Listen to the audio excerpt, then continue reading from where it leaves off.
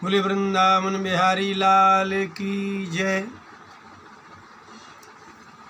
अभी हमारे देश में इतनी कथाएं हो रही हैं, इतनी अध्यात्म की चर्चा होती है।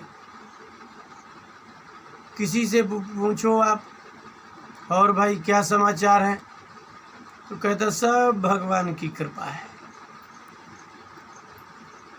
और किसी भी तरह से कैसे भी पूछो, वो कहता है भगवान की कृपा है। यहाँ का बच्चा बच्चा कथा में जाता है, घर घर सत्यनारायण कथा होती है। बच्चे सबसे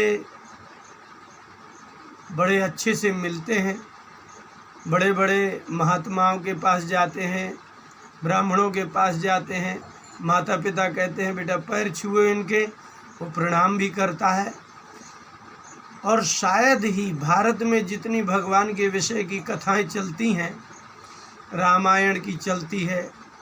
और इतना ही क्यों, गांव देहात में तो ये नियम बन गया है कि जब तक शाम को 5 दोहा रामायण नहीं कर लेंगे तब तक वो भोजन नहीं होता है। अखंड रामायणें चलती हैं। ये सब देख करके ऐसा लगता है कि हमारा पूरा भारत अध्यात्म से भरा हुआ है, ज्ञान से भरा हुआ है, भक्ति से भरा हुआ है। ये सब देख करके अगर कोई बाहर का आदमी आए तो वो तो यही कहेगा ना कि भारत में जैसा मनुष्य ढूंढना कठिन है। हर हृदय में भक्ति है, हर जाति के व्यक्ति में भक्ति दिखाई दे रही है। और जहाँ 2 लोग बैठ जाते हैं, 4 लोग बैठ जाते हैं, वहाँ मात्र ज्ञान की चर्चा होती है। कई जगह तो रामायण की चौपाइयों में इतना जोर जोर से आग्रह रख लेते हैं कि बस मैं जीत जाऊं इत्यादि। कहने का तात्पर्य हमारी यही है कि इतनी चर्चा शायद ही कहीं किसी के देश में ज्ञान और भक्ति की चर्चा हो रही हो। लेकिन एक बात आश्चर्य की है, जिसके हर घर में रामायण हो, हर घर में गीता हो, हर व्यक्ति महात्माओं से जुड़ा हुआ हो, हर व्यक्ति के मुंह में रामायण की तुलसीदास जी की चौपाई हो, फिर भी इनका चित्त शुद्ध नहीं है, पवित्र नहीं है। यदि कोई व्यक्ति मिलता भी है तो वो जैसे वैश्य वर्ग है, हमारे यहाँ का जितना व्यापारी मंडल है, जितना दुकानदार है, दुकान खोलेगा तो सबसे पहले झाड़ू लगा करके अगरबत्ती ही लगाएगा भगवान को। लेकिन सुबह से शाम तक उसके ठगने के अलावा कुछ है ही नहीं। और चर्चा करो तो बड़ी ज्ञान की चर्चा करता है। ये क्या कहलाएगा, इसको क्या कहना चाहिए? यदि आपको परिवर्तन नहीं दिखाई देता है तो आपका सत्संग करना, आपका एक दूसरे के पास में बैठ कर के विचार विमर्श करना, और बात बात में भगवान की लीला है, भगवान जैसा करेंगे वैसा ही होगा, भगवान की इच्छा के बिना पत्ता नहीं हिलता, ये सब बातें आपकी क्या कहती हैं? यदि आप प्रत्येक व्यक्ति यदि धोखा देता है, झूठ बोलता है, हृदय में कोई परिवर्तन ही नहीं दिखाई देता है, ऐसी स्थिति में आप क्या समझ रहे हैं? क्या इसको परिवर्तन कहेंगे? तुलसीदास जी ने सत्संग की महिमा अद्भुत लिखी है। बालकांड प्रारंभ होता है, 3 दोहे की पहली और दूसरी चौपाई देखिए। उन्होंने घोषणा की, तुलसीदास जी महाराज ने, सत्संगति पेखिए तत्काला, काक होए पिक बकहु मराला, मज्जन फल पेखिए तत्काला। मज्जन माने होता है स्नान। ये सत्संग की चर्चा में उन्होंने कहा कि जैसे कोई गंगादि नदियों में स्नान करते हैं तो उसकी तुरंत वह निष्पाप हो जाता है, उसकी पवित्रता आ जाती है। मैंने गंगा में स्नान किया, यह भाव हो जाता है। मैं गंगा में स्नान करके आया हूँ, यह लोगों को बताता है, बहुत गौरव का अनुभव करता है, लोगों से बताता है कि भैया बड़ी दया है, भगवान की बड़ी कृपा है, गंगा जी का स्नान करने को मिल गया। जैसे विदेशों में किसी दुर्लभ वस्तु की प्राप्ति होने पर वो गौरव का अनुभव करते हैं, ऐसे हमारे भारत देश में गंगा नदी में स्नान, जमुना नदी में स्नान, तीर्थों में जाना बड़ा गौरव समझते हैं। इसलिए उसको तुलसीदास जी ने कहा मज्जन। सत्संग का जल गंगा जैसा पवित्र है, उसमें यदि कोई स्नान करता है तो मज्जन का फल क्या होगा? पेखिए तत्काला, तत्काल उसका देखिए क्या तत्काल अर्थ निकलेगा, क्या फल मिलेगा। काक हो पिक, काक माने कौआ और पिक माने कोयल। जो कौआ है वो कोयल हो जाएगा, और बकहू मराला, जो बक माने बगुला है वो मराल हो जाएगा, अर्थात हंस जैसा क्षीर निर्विवेकी हो जाएगा। आपको कौआ की विशेषता मालूम है क्या है? कौआ का गुण, कौआ को कागही कहा कपूर चुगाए, श्वान नहाए गंग। सूरदास जी ने कहा कि कौआ को आप पालिए, पिंजरे में रखिए, कपूर चुगाइए, इतना सुगंधित पदार्थ, और दूध रोटी खिला करके पालिए, लेकिन कौआ जब भी छूटेगा तब वह मल ही खाएगा, कीड़े ही खाएगा। भले ही उसने जन्म से कभी बच्चा कीड़े ना खाए हों, न अभी उसने कभी मल खाया हो, लेकिन वो जब भी छूटेगा वो मल ही खाएगा, छोटे छोटे कीड़े ही खाएगा। ये कौआ का स्वभाव होता है। और कौआ कितना खराब बोलता है, आदमी कहता है क्या काँव काँव काँव कर रहा है, उसका स्वर भी बहुत अच्छा नहीं होता। लेकिन अगर उसको सत्संग हृदय से वो कर ले, जो सत्संग कराने वाले कौआ जैसी चित्तवृत्ति किसी मनुष्य की होगी तो वह कोयल जैसी चित्तवृत्ति का हो जाएगा, मधुर भाषी हो जाएगा। कोई स्त्री हो कोई पुरुष हो, यदि वह कौए जैसा होगा, कौए जैसे स्वभाव का होगा, कौए जैसे वृत्ति का होगा, तो कोयल जैसा मधुर भाषी हो जाएगा। और बकहू मराला, बक माने होता है बगुला। आप जी जब कोई दंभ पाखंड करता है तो उसको आप क्या कहते हैं? बगुला भगत है। बगुला कैसा होता है? पानी में, नदी और तालाब के तट में एक पैर से खड़ा हो जाता है पानी में, जहाँ कम पानी रहता है, उसको मछली खाना है, लेकिन वो आँख बंद करके ऐसे खड़ा हो जाएगा और उसके पैरों से टकराती हुई मछलियों को बिल्कुल नहीं बोलता हो। ऐसा लगता है कि बहुत बड़ा कोई संत है, बड़ा साधक महात्मा जैसा, बिल्कुल शांत हो जाता है। लेकिन जैसे ही पास में कोई मछली आती है, उन्हीं मछलियों को खा लेता है, दूसरी मछलियां देख भी नहीं पाती हैं। ये बगुला माने पाखंडी, दंभी। वो कैसा हो जाएगा? मराल माने हंस जैसा क्षीर निर्विवेकी हो जाएगा। यदि कोई मनुष्य, वर्तमान में कलयुग में तो आपको देखने को बहुत मिलेंगे, हमारे यहाँ चाहे जो कोई तिलक लगा लेता है, पीले लाल कपड़ा पहन लेता है, चल देता है साधु बन के खड़ा, तिलक लगा करके, पता ही नहीं है क्या ज्ञान है, क्या वैराग्य है, क्या भक्ति है। तो वो ये सब क्या है? ये सब बगुले के समान होते हैं।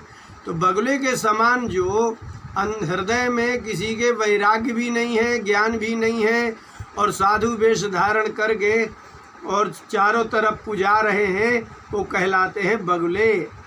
तो बगुला जैसी चित्तवृत्ति का आदमी यदि वास्तव में श्रद्धा से भगवान की कथा का श्रवण कर ले, लेकिन ध्यान रहे, भगवान की कथा का तभी आप पर प्रभाव पड़ेगा जब कथा करने वाला शुद्ध, सात्विक और विद्वान होगा। यदि वह वास्तव में भगवत भक्त होगा, यदि वह वास्तव में भगवान के प्रति भक्तिमान पुरुष होगा, श्रद्धालु होगा, वैराग्यवान, ज्ञानवान होगा, तो ही उसकी कथा का आप पर प्रभाव पड़ेगा। नहीं अगर वो बगुला ही बैठा हुआ है, बगुले के जैसा, कौए के जैसा आदमी यदि कथा कर रहा होगा, कौए की चित्तवृत्ति के जैसा बोलने वाला, खरस स्वर, तीक्ष्ण स्वर वाला, तो श्रोता पर कोई प्रभाव नहीं पड़ेगा। यदि बगुले के जैसा वक्ता दंभी और पाखंडी होगा तो श्रोता पर कोई प्रभाव नहीं पड़ेगा। और यदि श्रोता भी कौआ और बगुला की तरह, बगुले की तरह बगुला भगत होगा और कौए की तरह चित्तवृत्ति का होगा, कि रोज़ अगरबत्ती लगाएगा, तिलक लगाएगा, कपड़े पहनेगा, लेकिन वो दिन भर गाली बकेगा, लोगों को बुरा बोलेगा, दिन भर निंदा करेगा। यदि ऐसा श्रोता होगा तो भी आपको सत्संग करने का फल प्राप्त नहीं हो सकता है। अब कोई कहे कि ऐसा कैसे हो सकता है कि कोई कौआ जैसा आदमी कोयल जैसी चित्त का हो जाए, मधुर भाषी हो जाए, और बगुले जैसा दंभी पाखंडी, हंस जैसा विवेकी, क्षीर निर्विवेकी हो जाए। तो तुलसीदास जी ने कहा, सुनी आश्चर्य करे जन कोई। यदि कोई यह सुन कर के आश्चर्य करता है कि भगवान की कथा श्रवण करने से, सत्संग करने से मन बदल जाता है, यदि इसमें आपको आश्चर्य होता है तो सत्संगति महिमा नहीं कोई। तो उस आदमी ने, जिसको आश्चर्य हो रहा है, समझ लो उसने सत्संग की महिमा नहीं देखी। वास्तव में सत्संग की महिमा नारद जी से पूछिए, जो दासी पुत्र होकर के ब्रह्मा पुत्र हो गए, ये सत्संग की ही महिमा थी। वाल्मीकि थे, कुमार्गगामी थे, दुष्ट थे, लेकिन वो महापुरुष संत पुरुष हो गए। वाल्मीकि भय ब्रह्म समाना। तो ये सब सत्संग की ही तो महिमा है। तो इसमें दोनों अपेक्षित हैं, श्रोता भी अपेक्षित है और वक्ता भी अपेक्षित है। श्रोता यदि बगुला जैसा होगा तो बना रहे बगुला जैसा, लेकिन वक्ता बगुला जैसा नहीं होना चाहिए। जिससे हम, जिसको बगुले को हंस बनाना है वो तो हंस ही होना चाहिए। जिसको कोयल को, कौआ को कोयल बनाना है तो वक्ता तो कोयल जैसा हो। वक्ता कोयल जैसा होगा तो कौआ जैसे श्रोता को कोयल बना देगा। यदि वक्ता हंस जैसा होगा, मराल जैसा होगा, तो निश्चित है कि बगुले जैसे बगुला भगत को भी हंस जैसा शुद्ध महात्मा बना देगा। लेकिन यदि वक्ता ही बगुला जैसा होगा तो वह बगुला भगत किसी का कोई कल्याण नहीं कर सकता। उसके साथ किया गया सत्संग सार्थक नहीं होता, प्रभावहीन होता है। इसलिए हमारे भारत में इतना सत्संग होने पर भी, इतनी कथा होने पर भी, एक एक गुरु के साथ एक एक लाख आदमी जुड़ा हुआ है, लेकिन फिर भी सभी वैश्य, सभी लोग प्रायः बेईमान भी हैं, झूठ भी बोलते हैं और कौए के जैसे खराब भी बोलते हैं, निंदा करते हैं। तो जो बहुत निंदा करता रहता है, अपने को श्रेष्ठ मानता है, वो कौआ जैसा आदमी है।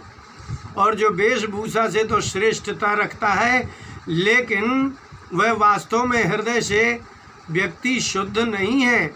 उसके हृदय में दोष है, वह दोष दर्शन करता है। ऐसा व्यक्ति वास्तव में ठीक नहीं है।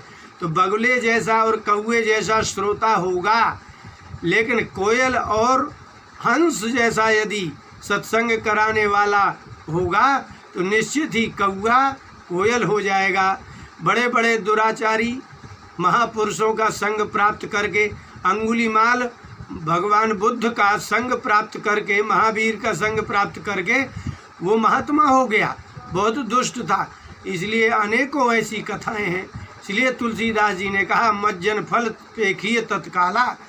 आप बगुला भगत है तो क्या हुआ, लेकिन किसी शुद्ध संत का सत्संग करिए। यदि आप कौए जैसी चित्तवृत्ति के, दुष्ट स्वभाव के हैं तो भी आप सत्संग करिए, लेकिन सत्संग कराने वाला कोयल के समान और हंस के समान होगा तो आपके जीवन में परिवर्तन आ ही जाएगा। और यदि किसी को लगता हो कि ऐसा सत्संग से नहीं होता, तो ये हजारों लाखों उदाहरण हैं कि ऐसा होता है। इसलिए आप सत्संग करें तो वक्ता का विचार करें, उसके सदाचार को देखें। यदि वक्ता वैराग्यवान, ज्ञानवान, विद्वान पुरुष नहीं है, यदि वो बगुला भगत है, तो उस सत्संग का कोई लाभ नहीं होगा। और यदि वह सदाचारहीन होगा वक्ता, यदि आपके गुरु में कोई सामर्थ्य नहीं होगा, कोई ज्ञान नहीं होगा, तो वह आपके कल्याण के मार्ग में आने वाले विघ्न बाधाओं को दूर करने का उपाय भी नहीं कर सकता और ना ही बता सकता है। इसका मतलब ये हुआ कि वही सत्संग है जिसमें परिवर्तन होता है, हृदय का परिवर्तन होता है, जीवन शैली का परिवर्तन होता है। और यदि आप में कोई परिवर्तन नहीं होता तो इसका मतलब है कि श्रोता भी वैसा ही है और वक्ता भी वैसा ही है।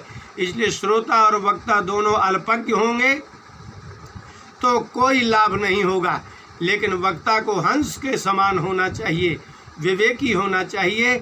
इसलिए बहुत विचार करके, हमारे भारत में तो इतना सत्संग हो रहा है, एक एक गुरु लाख लाख शिष्य बनाते हैं, लेकिन हमारे भारत में अधार्मिकता, इतनी नास्तिकता क्यों है और उसका परिवर्तन हृदय का क्यों नहीं हो रहा है?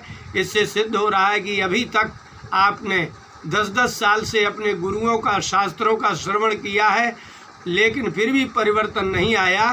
तो आप श्रेष्ठ संतों का, श्रेष्ठ विद्वानों का वर्ण करिए, उनकी खोज करिए, उनसे सत्संग करिए, उनके बताए हुए साधन को करिए, तो निश्चित ही आपको सत्संग का फल मिलेगा।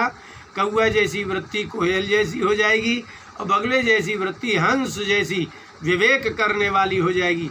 बोले वृंदावन बिहारी लाल की जय।